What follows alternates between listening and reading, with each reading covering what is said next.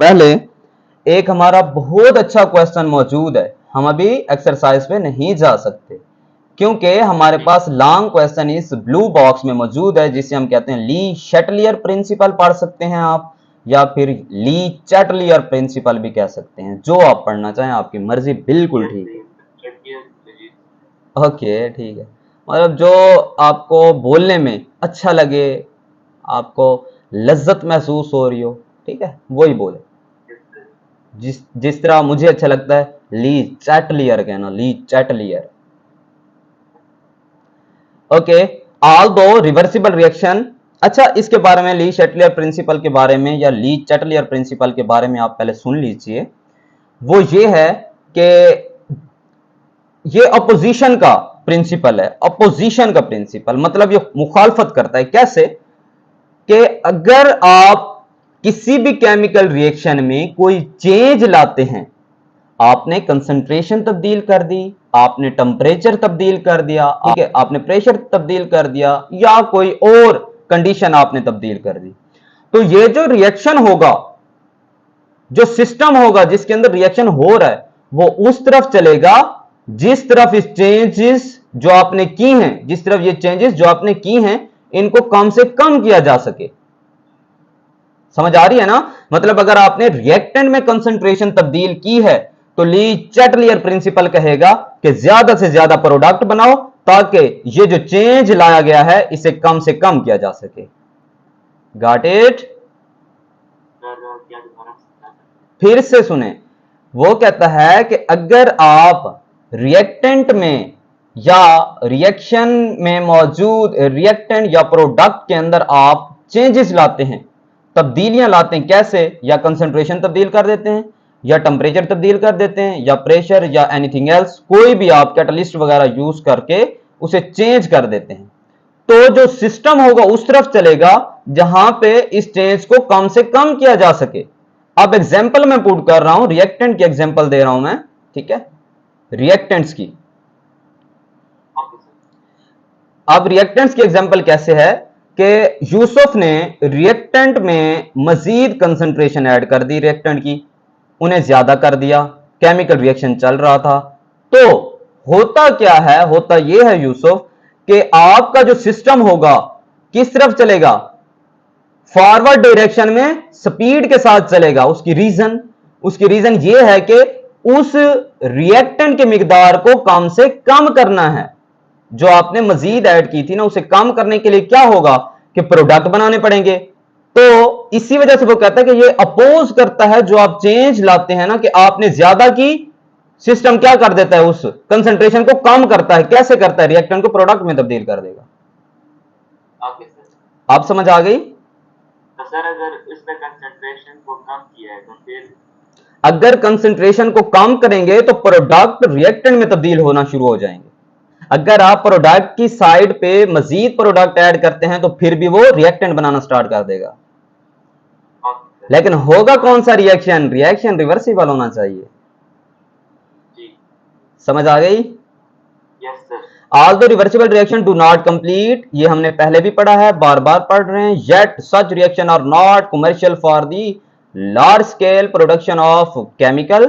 However, progress of science has enabled us to deal with such reactions and obtain maximum amount of products from reversible reaction. An important principle called Le Chatelier principle is very useful about chemical equilibrium system. It says that ये क्या कहता है? If you impose a change in concentration, temperature, pressure on a chemical system, एक chemical system में अगर आप change लाते हैं, किसके जरिए से? कंसंट्रेशन के जरिए से, ठीक है, या फिर टेम्परेचर के जरिए से, या फिर प्रेशर के जरिए से, on a chemical system at equilibrium. लेकिन पोजीशन कौन सी है? इक्विलिब्रियम की। The system responds in a way that opposes the change, change को अपोज करने के लिए सिस्टम उसके नेगेटिव साइड पे जाना स्टार्ट कर देगा, उसके अपोजिट साइड पे जाना स्टार्ट कर देगा। Got it? यस। ओके, ठीक है। अब देखते हैं उसके बाद, with the application of this principle component of air N2O2 can be use successfully in producing important chemical ammonia and sulphuric acid. ये बात रिपीट हुई है, इन 98% yield. Both these process involve reversible reaction, so inadequate amount of products are formed under normal condition. Normal condition में हमने देखा था कि ammonia की कितनी मिकदार बन रही थी, 33%। फिर हमने चेंज किया प्रेशर को चेंज किया, प्रेशर बढ़ाया तो फिर 98% हमें उसकी प्रोडक्ट मिलना स्टार्ट हुई। समझ आ गई यूसुफ? Yes sir.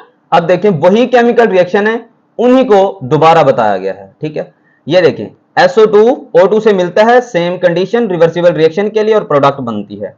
बिल्कुल इसी तरह N2H2 के साथ मिलता है, सेम कंडीशन, ये NH3 बन रहा होता है।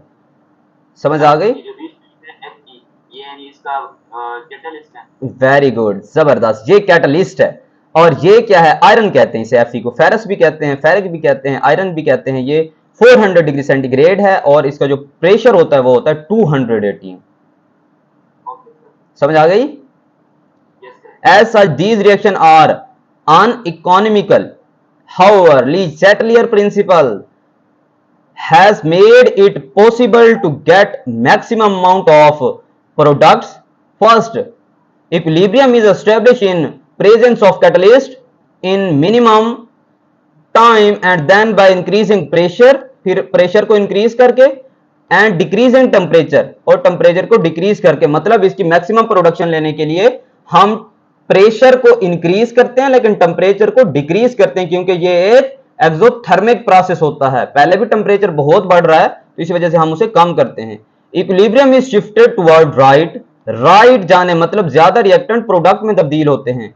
सच condition tend to increase the yield of NH3SO2 to about 98%।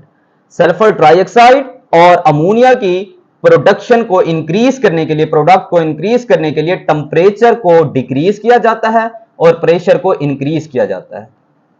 मेरे ख्याल से कोई क्वेश्चन की गुंजाइश नहीं है, फिर भी आपका है, आप पूछ सकते हैं।